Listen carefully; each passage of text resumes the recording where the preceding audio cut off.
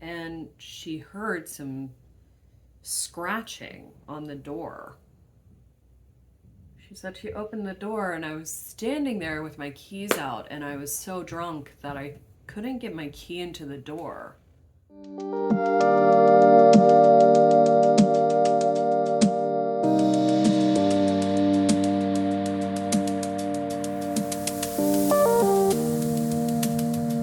Hello, how are you? My name is Leslie. Welcome to my YouTube channel. If it's your first time watching, thank you so much. I really appreciate it. If you've come back, wow, that's insane. Thank you so much.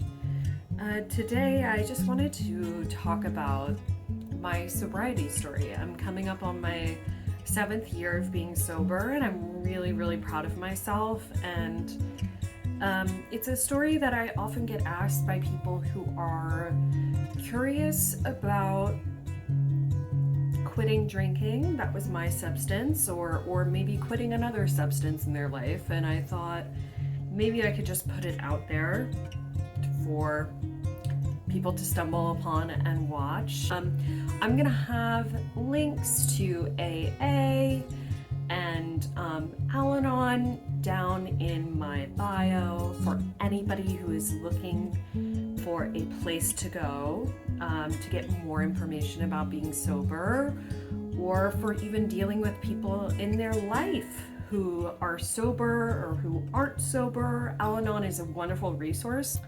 If you are sober for 25 years, if you're sober for 3 years, if you're sober for this month, this week, these last 2 days, today is your first day being sober, you're starting again now being sober, you're sober in this minute, I am so proud of you, and you deserve the world.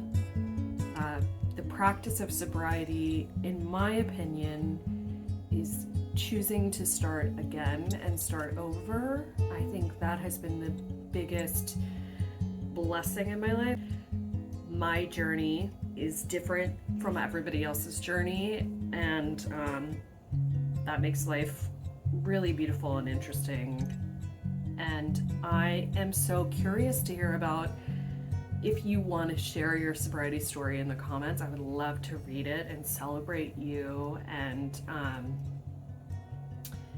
I just want to say again, thank you for watching. I'm gonna do a makeup look. Who knows what it's gonna be? Please forgive these eyebrows. They are what they are, and that's all I can say. Thank God for bangs. You can cover up any kind of weird tails at the end. But yeah, let's get into my sobriety story, right? So much rambling already. Well, how can I even start this? I was working at a coffee shop as a second job. I needed additional income. I had recently left the restaurant industry.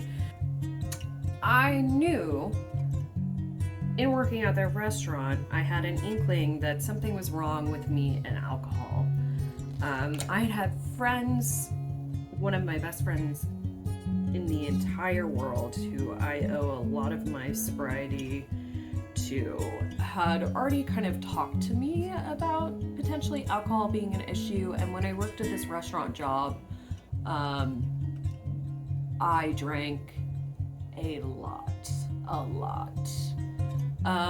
So yeah, I knew I needed to transfer to something else that wasn't like a late night environment where I was around alcohol, and I thought coffee was a good option for me.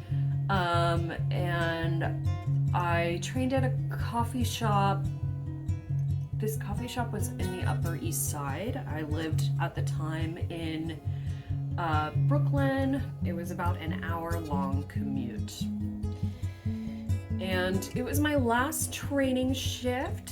It was a Thursday night, and I was learning closing duties.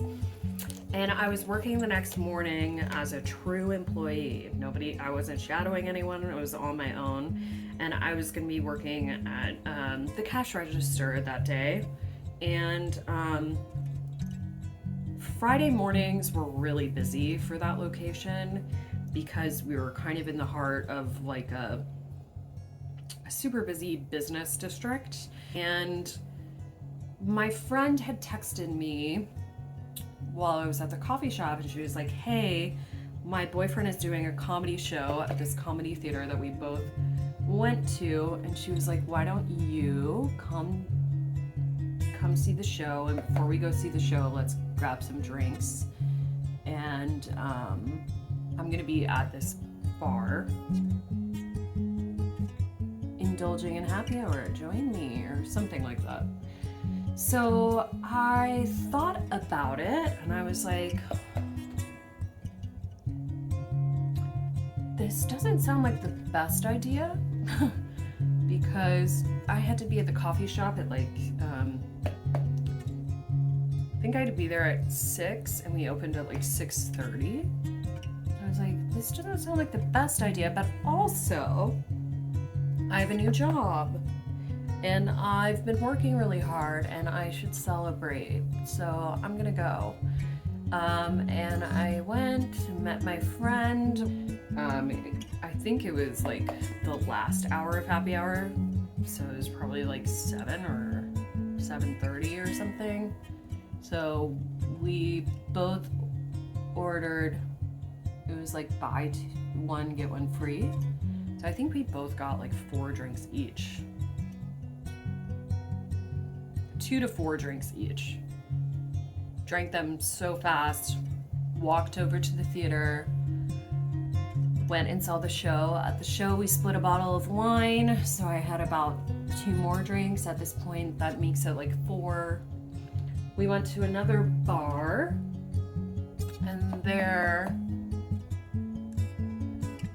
I had about 5 drinks. So I had anywhere of 9 to 11 drinks within my system. In my system, within about 2 to 3 hours. And that's a lot of alcohol within that time. We had made plans to go see another show at another theater while we were at the bar, and I was so drunk I could not walk that we had to get a cab. We had a cab over to that other theater, and there was an issue with me getting out of the cab. Either I fell or something. I couldn't even pull myself out, so my friend sent me home, and I was coherent enough at the time to tell the cab driver like my address, and then when I woke up the next morning, I was in my bed. I looked at my alarm clock. It was 4:30, and as I said before, it took me an hour to get to work, so I was relieved that it was 4:30. That meant that I still had time to get to work. I was still wearing my clothes from the night before, but I had pulled one of my legs out of my pants, my jeans, and I still had my jeans on with my other leg in them. And I remember being still very drunk. So when we went to go see the other show at the other theater, it was about 10 o'clock. So I had gotten drunk from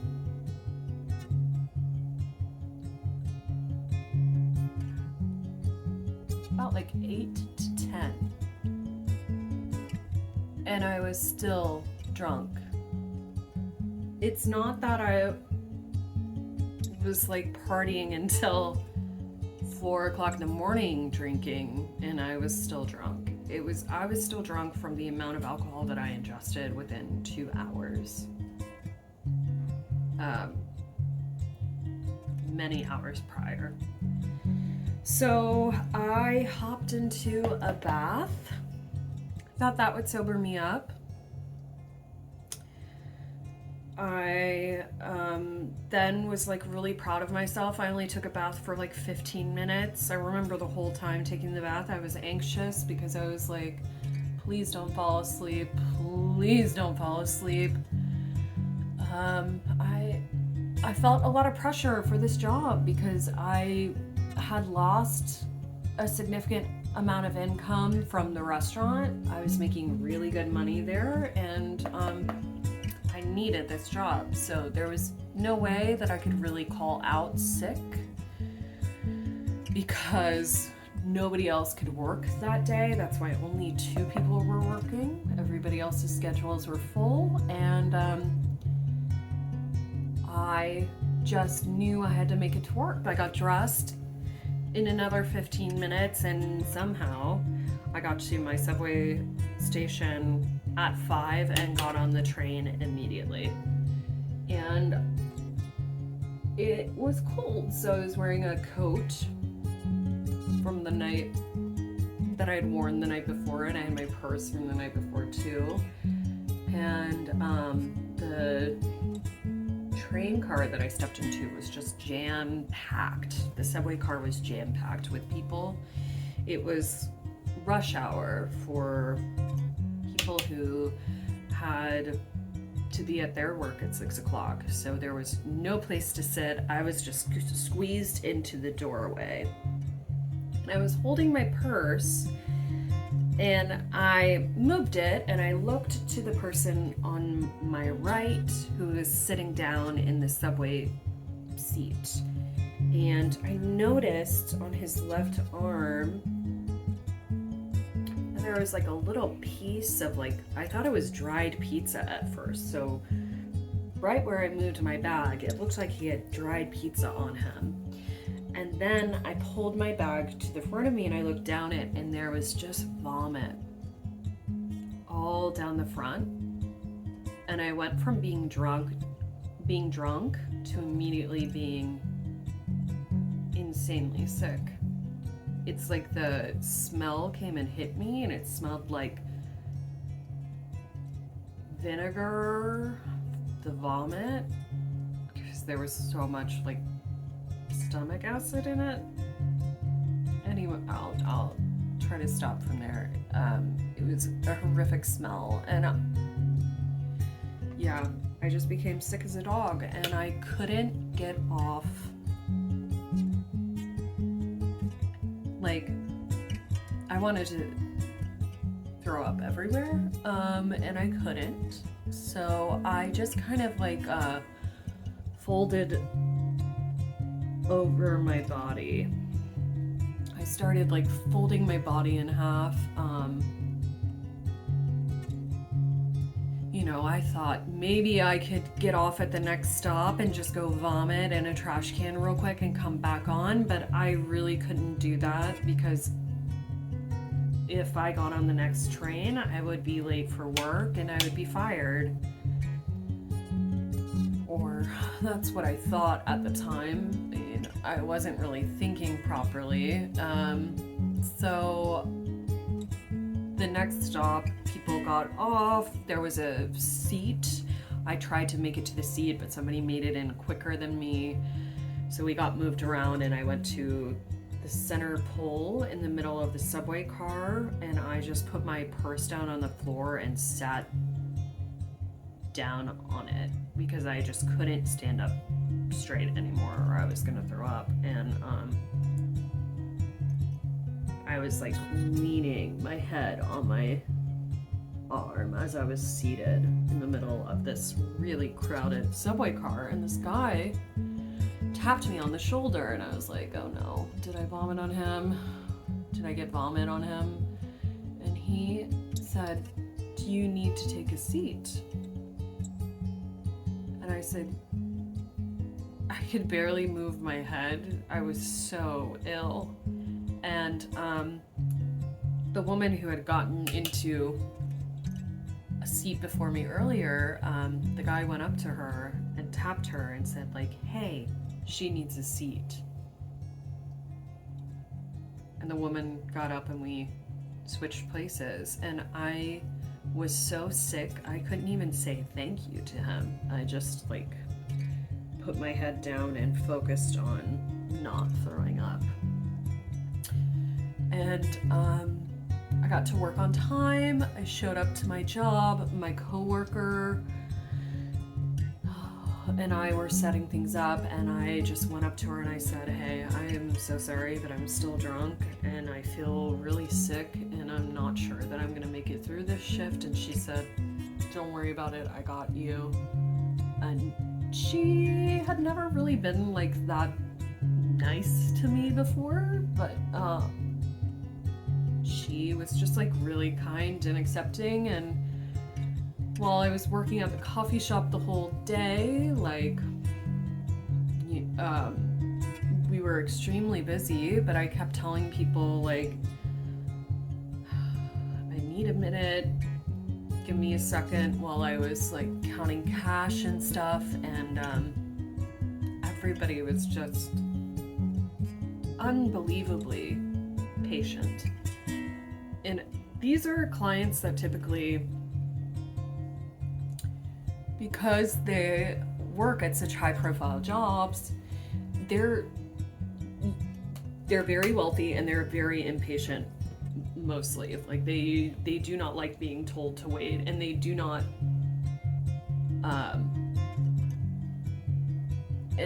have extra time, and they let you know it. But I don't know, for that day everybody was just being so unbelievably kind and nice. And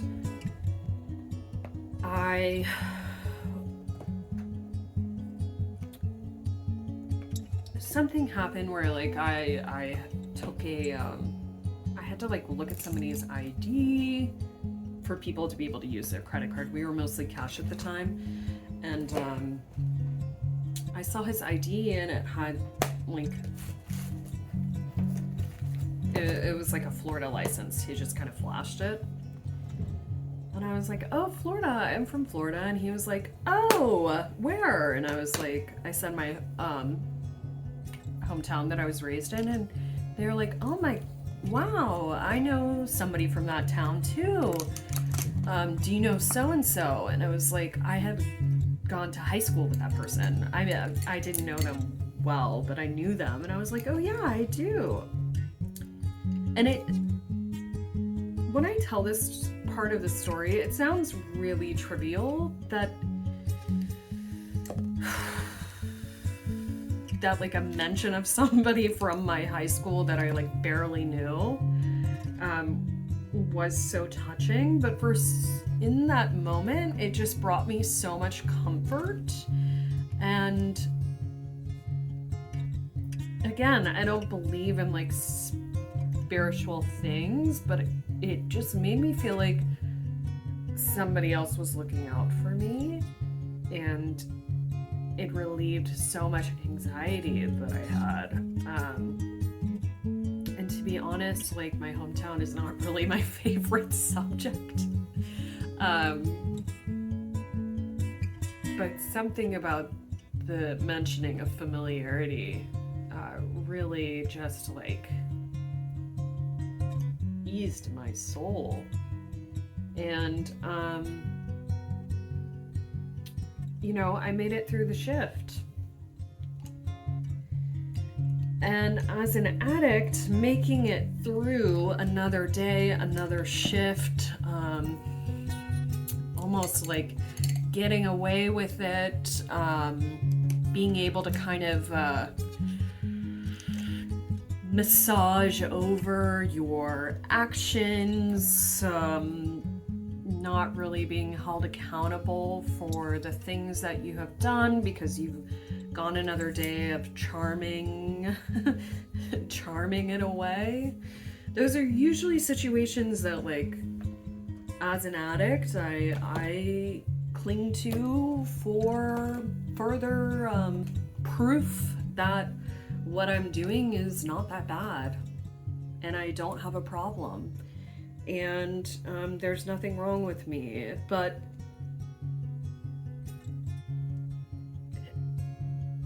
this day hit different. This day felt different. I went home and I talked to my roommate. Well, I went home and I took a nap, and when I got off, my roommate was back from work, and she was checking in on me. She was like, "How are you?" And she told me the story of what had happened from her perspective. She typically goes to bed like around 10 p.m. because she worked out in the morning before she went to her job, and like I said, the show that I wanted to go to, the second show that we were going to go to that I couldn't get out of the cab to go into, was at 10.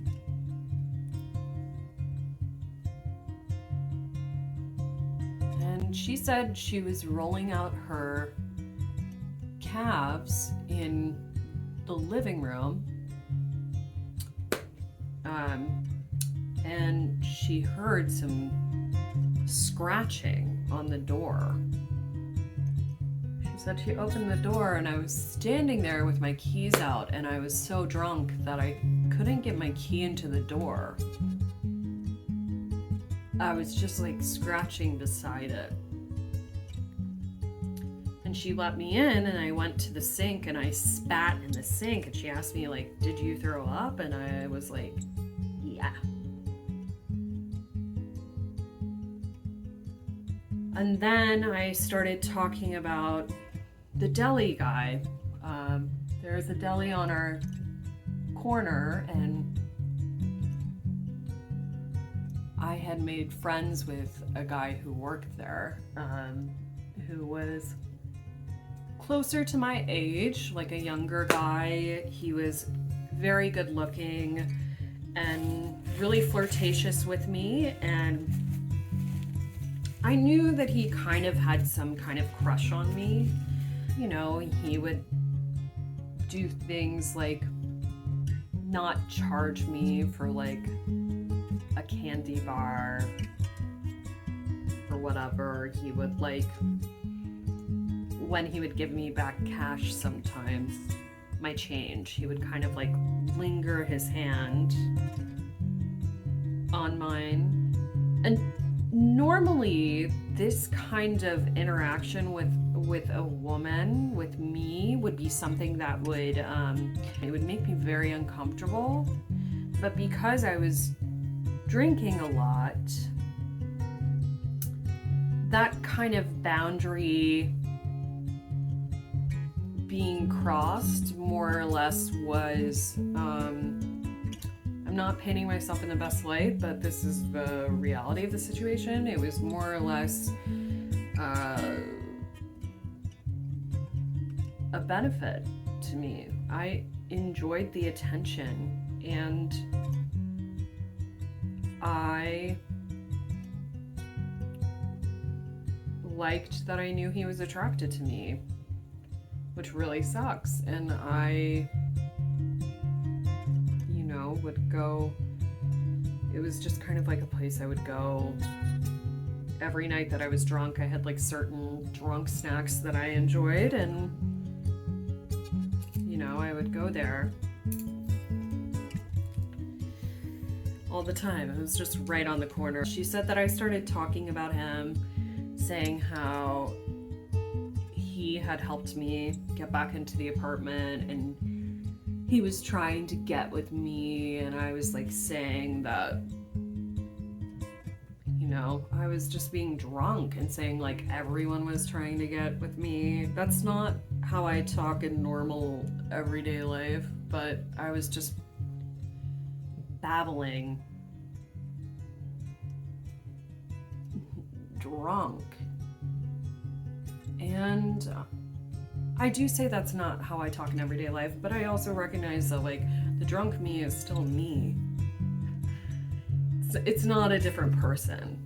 I really wish a lot that the drunk me was not me, but it is me. It's facets of my personality, and a lot of them are parts of me that I don't like. And it's just the way it is. Being a human being is not all. You don't like everything. I don't know. I don't like everything about myself. That's what I'll say.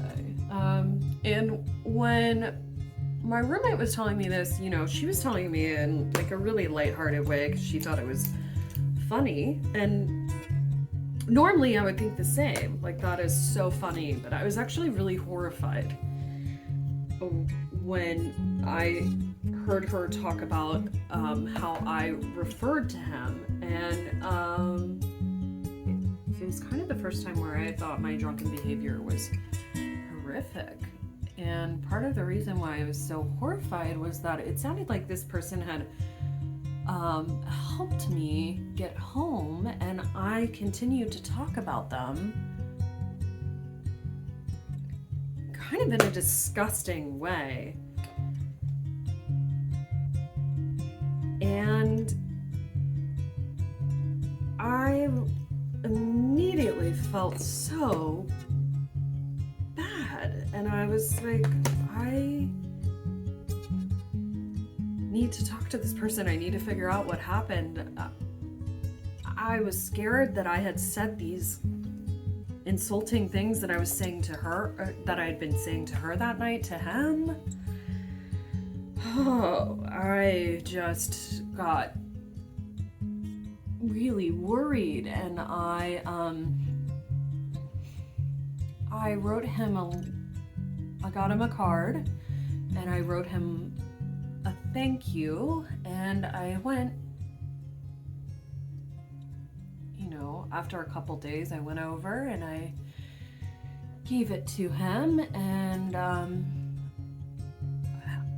I told him, like, thank you so much for taking care of me. I'm so sorry. I hope I didn't say anything to you. I hope I didn't do anything.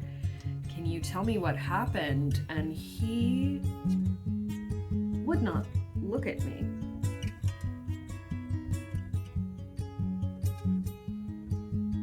Oh, and he said, like, I don't want to tell you. And I was like, what did I do?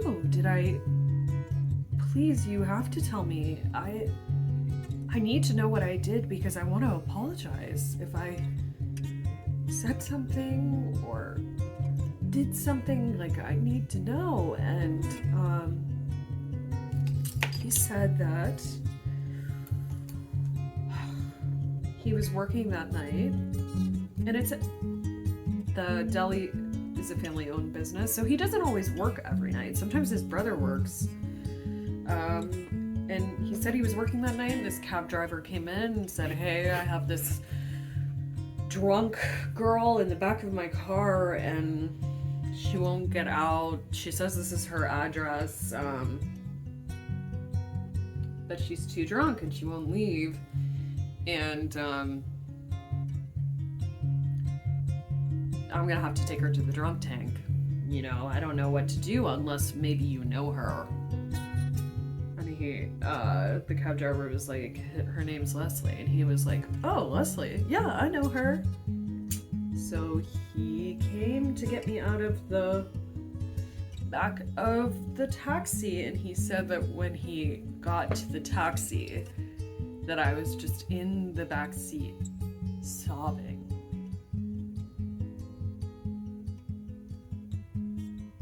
And that's why he couldn't look me in the eye.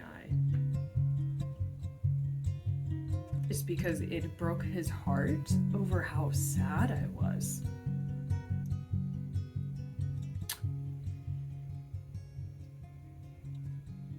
And that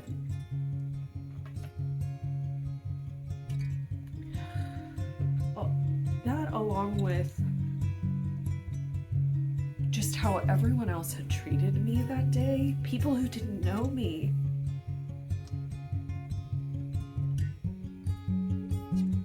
They all believed that I was worth patience and kindness. I mean, the guy who asked the girl to get up so I could take a seat, the fact that she gave up her seat to me.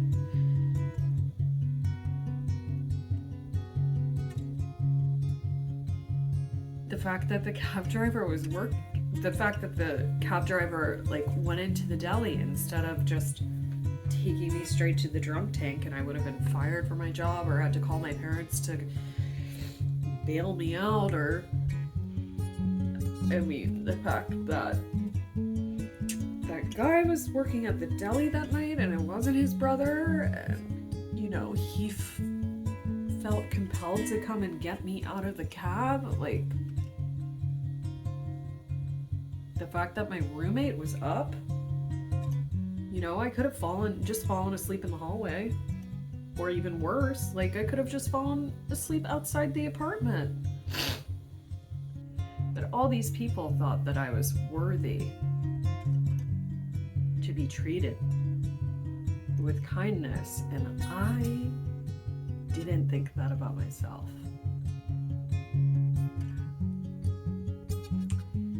So I decided to stop drinking because I didn't want their acts of kindness to go unnoticed. I wanted their acts of kindness to get the dignity and respect that they deserved. I didn't want their sacrifice to mean nothing, and I quit drinking. And I thought if these people thought I was worth something and I didn't have any self-worth, I thought maybe I should trust them, that I do deserve more, and I do deserve to be sober and to treat myself better. And I might not believe it right now, but from here on out, I'm going to try to make decisions so that one day I do believe it. And I will say that like a week later, I drank. A week later, I got a kombucha at a grocery store that had alcohol in it. It was a black label kombucha. You have to show your ID. Sorry. You have to show your ID even to buy it. Like, everyone knows it has alcohol in it. And I just talked to myself in my mind. I was like, oh, you know, it's okay. This doesn't have alcohol in it. I just like am able to kind of tell myself, my addict brain, I'm able to kind of just convince myself of those things. And I got home and I took a sip, and then I thought, what are you doing, Leslie? You had just told yourself you didn't want to drink anymore because of the kindness that these people had shown you. And now you are disrespecting them, and you're also disrespecting the promise you had made to yourself. And so I recommitted myself to sobriety after that and threw away the rest of the kombucha. And that was February 11th, 7 years ago.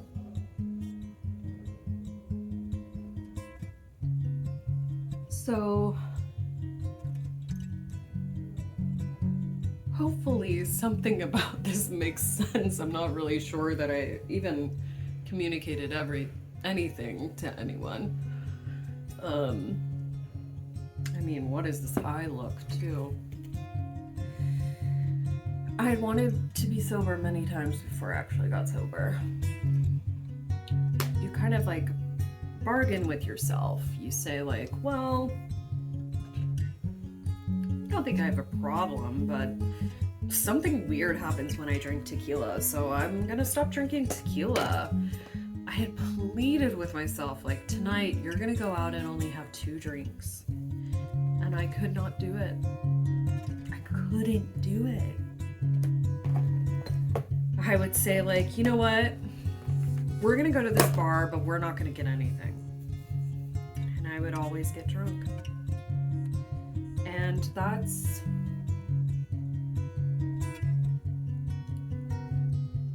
for me, that's how I knew that I had a problem. And it took that look from the deli guy when I had asked him, what did I do? What did I say? And the way that he could not look me in my face.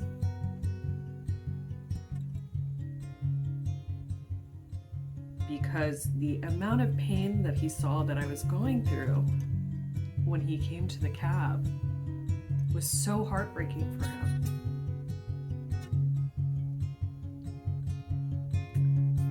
I just didn't realize how much my pain was hurting other people, and I didn't know why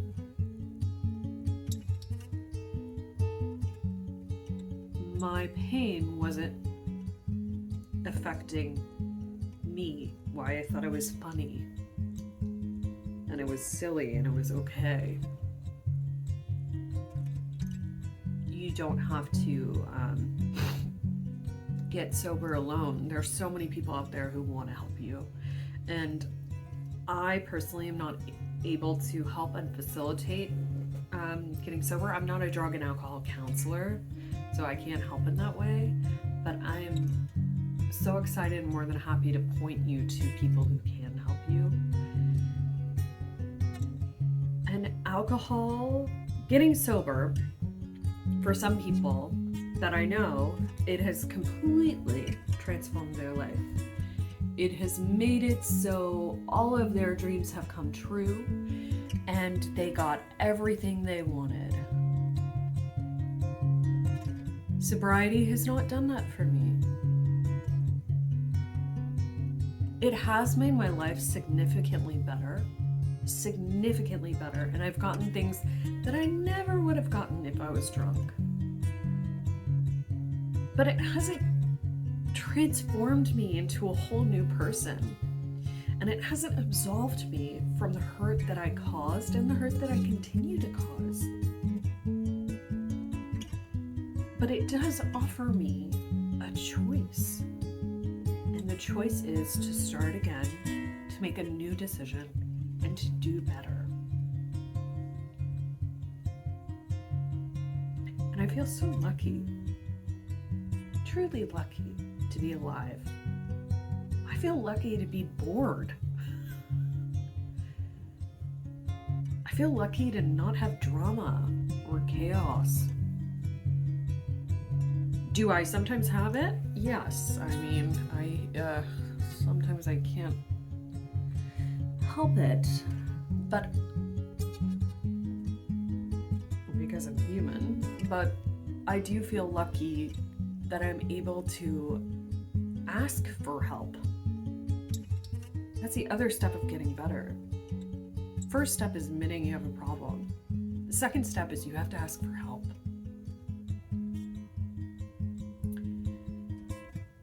When you figure out you have a problem, it's really hard and heartbreaking, and it feels so bad.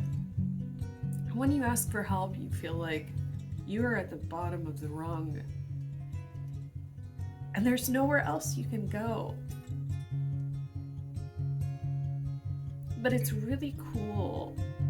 It sounds stupid to me, like it's so cool, but it's really a beautiful experience to allow other people to help you, and also for you to decide to help yourself. Okay, well, that's my sobriety story. That's the story of my bottom, and when I decided to stop drinking, it doesn't paint me in the best light. There are a lot of parts of that story that I'm really ashamed of. But my favorite part about that story is just the reminder of how wonderful humans can be and how grateful I am for that day and for everyone who was a part of it, and how grateful I am to be alive, how grateful I am to be sober.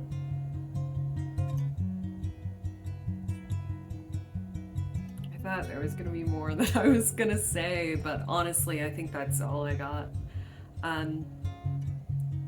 Thank you very much for listening. It's a long story.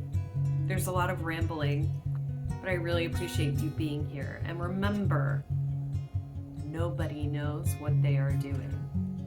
We're all just making it up.